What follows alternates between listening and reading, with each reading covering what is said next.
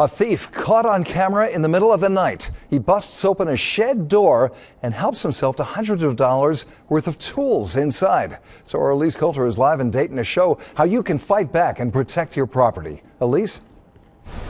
Thieves already this year broke into this same shed 4 times just this year. The family here bought these surveillance cameras to protect themselves, but you can take your safety one step further.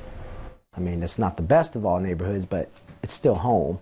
Thivo and his family's home violated by this man caught on camera trying to break the lock on the shed. It gets you to a point where you almost want to say, I'm moving and I'm leaving this place. The suspect, frustrated he couldn't break the lock on the door, ends up kicking it in after noticing he's caught in the act and turns the camera away, but not before giving police the shot they need. Sooner or later, I hope they get caught. Dayton police and departments across the nation are using this Leads Online. It helps them track down stolen goods. We can actually search information nationwide as opposed to just locally here in Dayton. But to track it, they need a serial number or picture. Without, their job is a lot harder. Unless the item has very distinguishing marks or characteristics, it's a little bit more difficult for us to determine whether that item was indeed the one that was taken in the theft. Well, we don't know what this thief plans to do with the stolen tools. Police say money is always involved.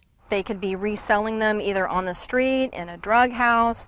They could be taking them to flea markets. They could be pawning them. They could take them to secondhand stores. Sometimes they even scrap them. But for Thee and his family, it's more than money that's lost. I like to believe that people are good deep down inside, but each day that this happens, I find it harder and harder to believe that there are decent people there.